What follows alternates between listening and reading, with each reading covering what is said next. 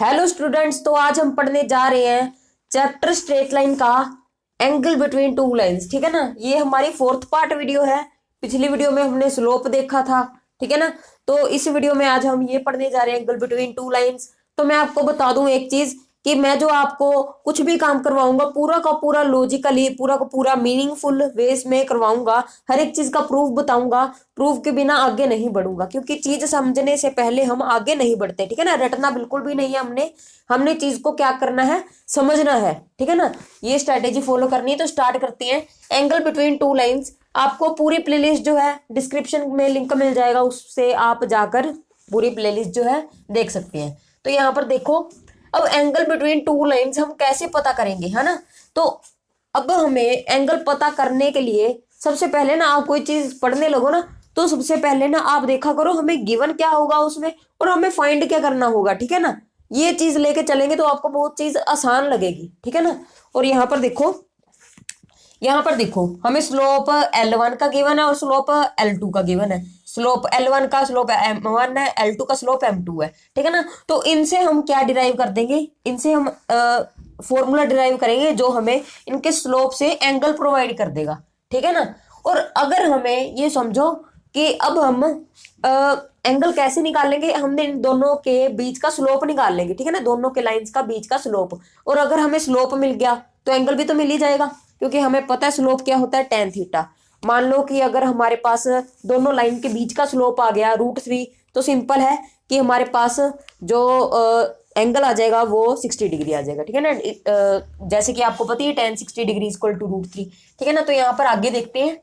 यहाँ पर देखो, अब यहाँ पर डिराइव कैसे करेंगे। यहाँ पर एक तो दो एंगल बनेंगे लाइंस के बीच, एक थीटा बनेगा, एक फाई बनेगा। ठीक है ना, अब कुछ बच्चे कहेंगे चार बनेंगे, नहीं दो ही बनेंगे, क्योंकि ये वाला और ये वाला वर्टिकली ऑपोजिट एंगल हो जाएंगे। ये दोनों मतलब ये वाले दो एंगल इन दोनों के इक्वल होंगे। ठीक है ना, वर्टिकली ऑपोजिट एंगल लगा के। और थीटा और फाई में भी रिलेशन होगा, क्योंकि फाई क्या है, फाई हमारा होगा 180 माइनस थीटा। तो अगर आपको एक एंगल भी पता लग गया ना, तो आप दूसरा तो निकाल ही दोगे, बहुत सिंपल है। ठीक है ना, अगर एक एंगल पता चल गया, दूसरा 180 माइनस थीटा से निकाल दोगे। चलो चलते हैं।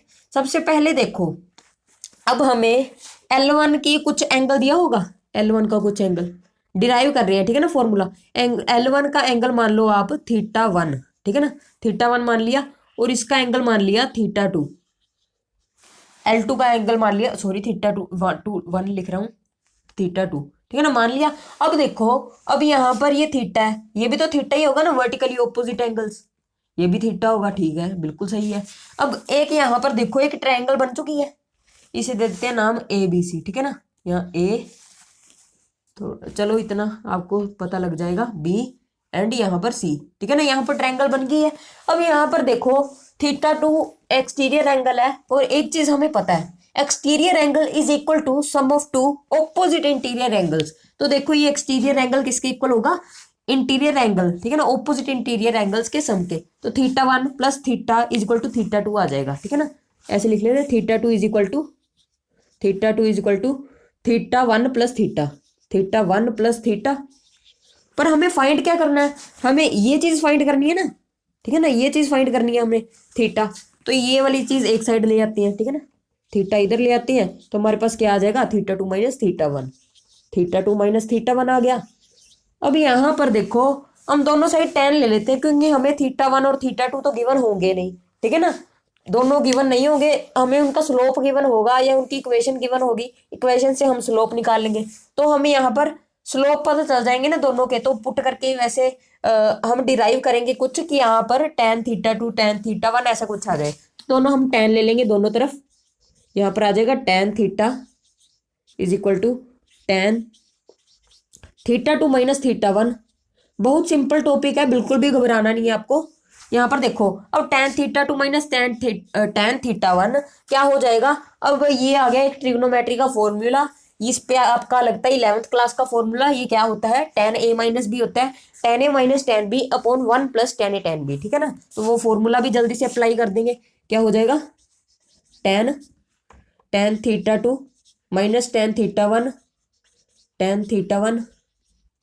Upon 1 plus tan θ2। ठीक है ना, सिंपल सी बात है, tan θ1 tan θ2। हो गया इतना। अब एक चीज गौर से देखो कि यहाँ पर tan थीटा को हम m2 लिख सकते हैं, क्योंकि tan थीटा टू इस लाइन का स्लोप होगा और इस लाइन का स्लोप हमने m2 लेट किया हुआ है, और tan थीटा वन हमारा m1 हो जाएगा, ठीक है ना। tan थीटा वन स्लोप होगा ना इस लाइन का, और इस लाइन का स्लोप हमने m1 लेट किया है, तो ये क्या आ जाएगा इसकी जगह, m2 minus m1, m2 minus m1 upon 1 plus m1 m2, ठीक है ना, 1 प्लस m1 m2, ये आ गया। अब ये क्या हो गया हमारा एंगल, सिंपल सी बात है।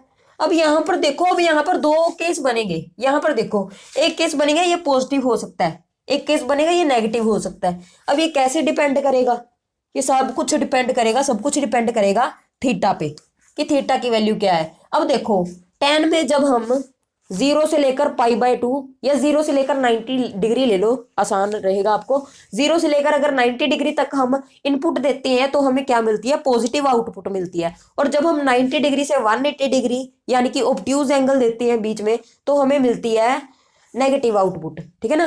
पहले पॉजिटिव मिलती है, सॉरी गलत तो नहीं बोल गया मैं ना, 0 से 90 डिग्री तक पॉजिटिव आउटपुट मिलती है, 90 से 180 तक नेगेटिव आउटपुट मिलती है। मतलब एक्यूट एंगल अगर इसमें डालेंगे, ठीक है ना, तो हमें क्या देगा, पॉजिटिव आंसर देगा। और अगर हम इसे ऑब्ट्यूज एंगल डालेंगे तो हमें ये नेगेटिव आंसर देगा।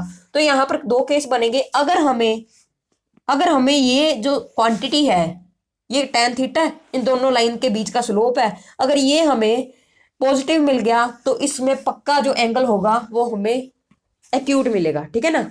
और यहाँ से अगर हमें मिल गया यहाँ पर ये नेगेटिव, अगर ये नेगेटिव मिल गया तो पक्का ये जो थीटा होगा वो क्या होगा, ऑब्ट्यूज, ठीक है ना। अब यहाँ पर केस बांट लेते हैं दो, सिंपल सी बात है। अब यहाँ पर देखो केस वन क्या हो जाएगा, केस वन इफ m2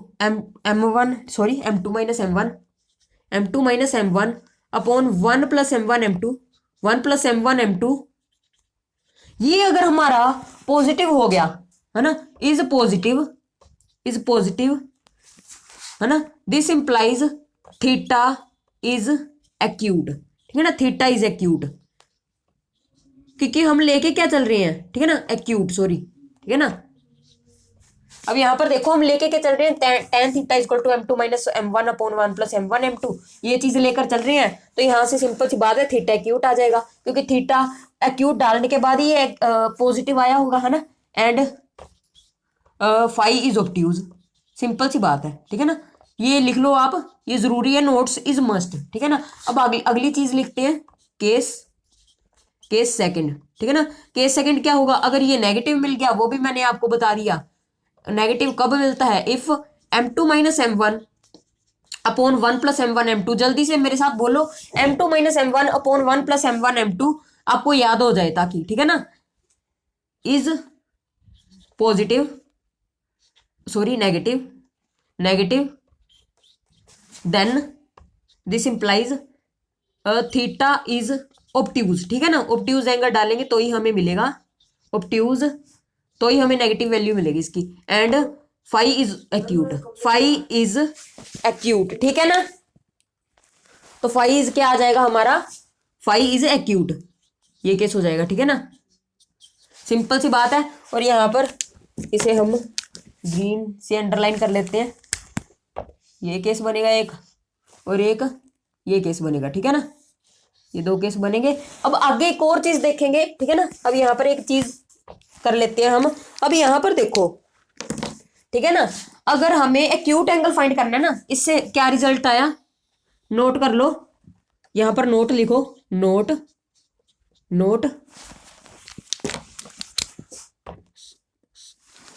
ठीक है ना, 10 यहाँ पर लिख लो आप, 10 एक्यूट एंगल, अब यहाँ पर देखो एक्यूट एंगल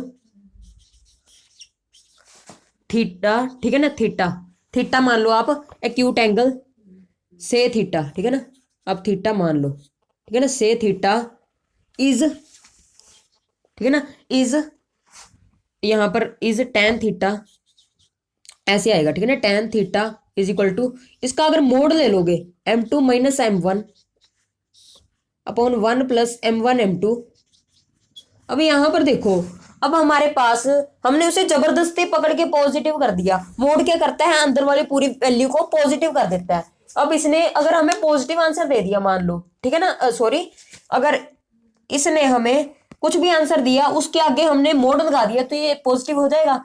और ये पॉजिटिव अगर हो गया तो हमें पता है tan थीटा पॉजिटिव कब आता है, जब थीटा हमारा क्या हो, एक्यूट हो, ठीक है ना। सिंपल सी बात है, यहाँ पर लिख लो, यहाँ पर जो थीटा है एक्यूट निकालने के लिए ये वाला मेथड अप्लाई कर सकते हैं।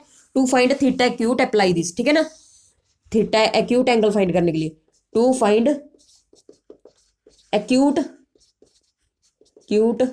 एंगल बिटवीन टू लाइंस, ठीक है ना, अप्लाई दिस, ये वाली चीज हो जाएगी, ठीक है ना। अब आगे करते हैं, आगे हम देखेंगे कि कंडीशन क्या बनेगी हमारी, स्लोप क्या होने चाहिए, उनमें क्या कंडीशन लगे कि हमारी ये जो दोनों लाइंस है वो पैरेलल हो जाएं, ठीक है ना। हम देखेंगे स्लोप की टर्म में कि स्लोप में ऐसा क्या हो, क्या रिलेशन हो ताकि हमारी लाइंस पैरेलल हो जाएं, या एक और केस देखेंगे या परपेंडिकुलर हो जाए, ठीक है ना। दो कंडीशंस देखेंगे, तो आप इतना देख लो, एक बार नोट कर लो। तो अब यहाँ पर देखो आप कि हमें यहाँ पर tan थीटा जो है, यहाँ पर देखो अगर हमें थीटा चाहिए ना तो थीटा कैसे मिलेगा। अब कुछ बच्चे सोचेंगे कि हमें तो tan थीटा मिल जाएगा, इससे, इस ट्रिक से, इस मेथड से हमें tan थीटा मिल जाएगा, तो थीटा हम कैसे फाइंड करेंगे, थीटा हम सिंपली फाइंड कर लेंगे, क्योंकि हमें पता है tan की थीटा की किस वैल्यू पे tan की ये वैल्यू आती है। जैसे tan की 1/√3 वैल्यू थीटा के 30 डिग्री पे आती है, ठीक है ना। tan की 1 वैल्यू कब आती है, थीटा के, जब थीटा क्या होता है, थीटा 45 डिग्री होता है, ठीक है ना। और यहाँ पर जब हमारे पास नेगेटिव वैल्यू आ जाती है तो भी घबराना नहीं है, क्योंकि नेगेटिव कब आती है, ये कुछ नहीं हुआ है, आपने गलती से ऑब्ट्यूज एंगल ले लिया, ठीक है ना, थीटा ऑब्ट्यूज एंगल ले लिया आपने, तो आपकी वैल्यू नेगेटिव आ गई है, बस कुछ नहीं है। अगर आपको यहाँ से नेगेटिव वैल्यू मिल गई है तो भी आप फाइंड कर लोगे, ठीक है ना, कि tan की किस वैल्यू पे नेगेटिव आंसर आएगा, आपको पता ही है, ठीक है ना, वैसे ही आप फाइंड कर लोगे। तो आगे चलते हैं, देखो अब यहाँ पर एक अगली चीज देखते हैं, कंडीशन फॉर पैरेलल लाइंस। यहाँ पर देखो कंडीशन देखेंगे कि लाइंस पैरेलल कब होगी इन टर्म्स ऑफ स्लोप, ठीक है ना। कंडीशन यहाँ पर देखो, हाँ, condition for parallel lines, double LL, parallel lines in terms of slope,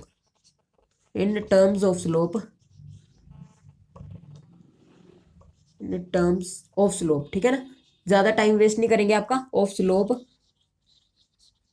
लिखा गया इतना, इसे कर लेते हैं अब डब्बे में बंद, ठीक है ना। अब ये एक इंपॉर्टेंट फॉर्मूला है तो इसे भी आप नोट कर लो, ये वाली चीज, ठीक है ना, बहुत इंपॉर्टेंट चीज है ये, ठीक है ना। और ये भी आप चीज याद कर लो, और ये फॉर्मूला याद हो जाना चाहिए, ठीक है ना। ये चीजें आपको समझ में आ गई होगी, तो आगे चलो देखो। अब यहाँ पर हम देखेंगे कंडीशन क्या होगी कि वो दो लाइंस पैरेलल हो जाएं, उनके स्लोप में क्या कंडीशन बनेगी। अब यहाँ पर देखो, अब यहाँ पर समझो पैरेलल लाइंस है दो, ठीक है ना, सीधा यहाँ पर बना देते हैं पैरेलल लाइंस। पहले यहाँ पर देखो दो लाइंस पैरेलल है, ये लाइन है एक, ठीक है ना, और एक ये लाइन है, पैरेलल है दोनों लाइंस, इनके बीच में एंगल क्या बनेगा, theta is equal to 0 degree, between them angle कितना बनेगा, 0 डिग्री। ये L1 है और ये L2 है, ठीक है ना। और इसका स्लोप m1 m2 मान लेते हैं, ठीक है ना, slope equal to m1, slope equal to m1, slope equal to m2। तो अभी यहाँ पर देखो स्लोप m1 m2 है। अब यहाँ पर देखो, अब यहाँ पर tan, हमें पता ही है इनके बीच में एंगल कौन सा है, 0 डिग्री, 0 डिग्री लिख देंगे। अब यहाँ पर देखो m2 minus m1, 1 plus m1 m2। अब कौन सा मर्जी एंगल मिल जाए, अगर आपने मोड लगाना है तो मोड लगा लो, बात तो एक ही है, ठीक है ना। अब यहाँ पर देखो मोड लगा लेते हैं, चलो, ठीक है ना, क्योंकि एक्यूट एंगल मान लेते हैं 0 डिग्री को, ठीक है ना। अब यहाँ पर देखो, अब यहाँ पर tan 0 कितना होगा हमारा, मोड लगाने की भी जरूरत नहीं है, ठीक है ना, tan 0 डिग्री 0 होगा। यहाँ पर आ जाएगा m2 minus m1 upon 1 + m1 m2, 1 + m1 m2।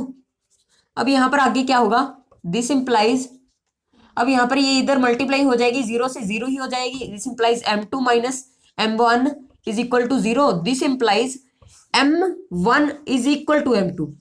कितनी अच्छा, कितना बढ़िया रिलेशन जो है आ चुका है, देखो कितना बढ़िया रिलेशन आ गया ना। और इसे हम कर लेंगे डब्बे में बंद, ठीक है ना। डब्बे में अगली चीज को बंद करेंगे, यहाँ पर लिख लेते हैं, ठीक है ना। अगर हमारे पास m1 = m2 आ जाए, m1 = m2 मतलब दोनों लाइन के स्लोप इक्वल आ जाए, तो ये क्या इंप्लाई करेगा, ये वापस भी आ सकता है। मतलब दो लाइन अगर पैरेलल है तो दोनों के स्लोप इक्वल होंगे, और दोनों के स्लोप इक्वल होंगे तो पैरेलल होगी लाइंस। तो ये होता है साइन, मतलब इधर भी जा सकती है, इधर भी आ सकती है, ठीक है ना। वापस इफ एंड ओनली इफ, मतलब ये इंप्लाई करता है, ये इंप्लाई करता है, ठीक है ना। यहाँ पर लिखेंगे parallel lines, PARELLEL, parallel lines, ठीक है ना। तो पैरेलल लाइंस हैं अगर दोनों के स्लोप इक्वल होंगे, और अगर दोनों के स्लोप इक्वल है तो पैरेलल लाइंस होंगी। दोनों चीज हम देखकर ये कह सकते हैं, ठीक है ना। अब अगली कंडीशन पे चलते हैं, इसे कर लेते हैं बॉक्स में बंद, ठीक है ना। आई होप दैट आपको क्लियर दिख रहा होगा।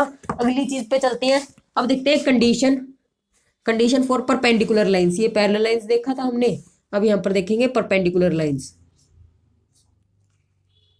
Condition for perpendicular lines, condition for perpendicular lines, ठीक है ना। अब परपेंडिकुलर लाइंस की कंडीशन देखते हैं, परपेंडिकुलर लाइंस। अब यहां पर देखो ये चीज है, अब यहां पर देखो, अब परपेंडिकुलर लाइंस ऐसी होंगी। यहां पर देखो ये परपेंडिकुलर, ये है और ये है एक लाइन, ये दोनों परपेंडिकुलर लाइंस है, क्योंकि इनके बीच में जो एंगल बन रहा है वो 90 डिग्री बन रहा है, ठीक है ना। ये L1 है और ये L2 है, such that slope equal to m2 है, और ये such that slope equal to m1 है, स्लोप इक्वल टू m1 है, ठीक है ना। इतना समझ में आ गया होगा अब आपको। अब आगे चलते हैं, देखो अब यहाँ पर देखो, अब यहाँ पर tan 90 डिग्री कर देंगे, क्योंकि बीच में क्या बन रहा है, एंगल कितना बन रहा है, 90 डिग्री, 90 डिग्री एंगल बन रहा है। अब यहाँ पर देखो m2 - m1, फिर से कंडीशन देखेंगे हम क्या बनेगी, 1 + m1 m2। अब एक चीज बताओ मुझे, tan 90, अब यहाँ पर देखो tan 90 degree equal to m2 - m1, 1 + m1 m2 हो जाएगा। अब आगे देखते हैं, यहाँ पर देखो, अब यहाँ पर देखो, अब हमें tan 90 डिग्री तो नॉट डिफाइंड होता है ना, नॉट डिफाइंड होता नहीं है, ये नॉट डिफाइंड होता है, नॉट डिफाइंड। पर अब हम क्या करेंगे, अब नॉट डिफाइंड के साथ तो आंसर निकाल नहीं सकते, ठीक है ना। हम इसमें एक ट्रिक करेंगे कि हम tan 90 डिग्री को रेसिप्रोकल करवा देंगे, दोनों का, दोनों साइड पावर -1 ले लेंगे, ठीक है ना। दोनों साइड पावर -1 ले लेंगे तो tan 90 डिग्री कोट 90 डिग्री बन जाएगा, ठीक है ना। tan 90 डिग्री कोट 90 डिग्री बन जाएगा, सिंपल सी बात है, ठीक है ना। अब यहाँ पर m2 - m1 नीचे चला जाएगा, 1 + m1 m2 ऊपर आ जाएगा, ठीक है ना। अब यहाँ पर आ जाएगा m2 - m1, ठीक है ना। अब ये चीज आ गई। अब कोट 90 डिग्री की वैल्यू तो पता ही है क्या होती है, 0 होती है। कोट 90 डिग्री 0 होता है, m2 - m1 भी 0 हो जाएगा, ठीक है ना। ये देखो 1 + m1 m2, ठीक है ना। अब दिस इंप्लाइज, ये उधर चला गया, ठीक है ना, कोट 90 डिग्री 0 था, ये भी उधर चला गया, 0 बन गया। m1 × m2 क्या आ गई इसकी वैल्यू, m1 × m2 -1 आ गया। अब ये कब -1 आई है, जब tan 90 डिग्री होगा, मतलब दोनों लाइन के बीच में एंगल क्या बन रहा होगा, 90 डिग्री। अब इससे हम क्या कह सकते हैं, जब 90 डिग्री एंगल होता है बीच में, तो दोनों के स्लोप का मल्टीप्लीकेशन क्या आ जाता है, -1, ठीक है ना। ये चीज आपको याद रखनी है। और यहां से अगर आपको ये चीज पता चल जाए ना, m1 × m2 मतलब दोनों के स्लोप का प्रोडक्ट अगर हमारे पास नेगेटिव -1 आ गया, तो आप ये भी कह सकते हो दोनों लाइंस क्या है, परपेंडिकुलर है, ठीक है ना। अब यहाँ पर देखो ये लिख देते हैं, ठीक है ना। यहाँ पर if m1 × m2 is equal to -1, this implies lines are perpendicular, ठीक है ना। ये चीज याद कर लो आप, बहुत मजेदार चीज है, आपको प्रूव करवा दिया मैंने, परपेंडिकुलर, ये चीज पता चल गई। अब यहाँ पर ठीक है ना। अब आप एक और टर्म यूज कर सकते हो यहाँ पर, ये दोनों क्या होंगे, नेगेटिव रेसिप्रोकल होंगे एक दूसरे के। अब ये मैंने क्यों ये वाला साइन डाला है, ये इसका मतलब होता है इफ एंड ओनली इफ, इसका मतलब होता है इफ एंड ओनली इफ। यहां पर लिख देता हूं मैं, इसका क्या मतलब होता है, इफ एंड ओनली इफ ना, इसका मतलब होता है इफ एंड ओनली इफ, ठीक है ना। और ये किस लिए डालते हैं कि यहाँ अगर ये चीज पता है तो ये होगी, अगर ये पता है कि ये है तो ये होगी, बस ये चीज दर्शाता है, ठीक है ना। अगर ये एक दोनों क्या होते हैं परपेंडिकुलर लाइंस में, स्लोप्स क्या होते हैं, ठीक है ना, negative reciprocals of each other, ठीक है ना। इन दिस केस आप ये भी टर्म यूज कर सकते हो, इन दिस केस, ठीक है ना। नेगेटिव रेसिप्रोकल यही दर्शाता है, M2 को खींच के नीचे ले आएंगे, ठीक है ना। Slopes are negative reciprocals of each other, slopes are negative reciprocals, negative जगह नहीं है, negative reciprocal, reciprocal of each other, writing manage कर लेना, ईच अदर, ठीक है ना।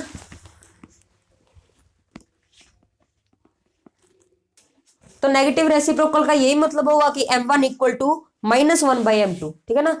नेगेटिव रेसिप्रोकल मतलब इसका नेगेटिव कर दो और इसका रेसिप्रोकल कर दो, बस यही मतलब था आज की वीडियो में, बस इतना ही। एंड आपको प्लेलिस्ट मिल जाएगी, आपको मैंने पहले भी बता दिया, डिस्क्रिप्शन में मिल जाएगी। And thank you.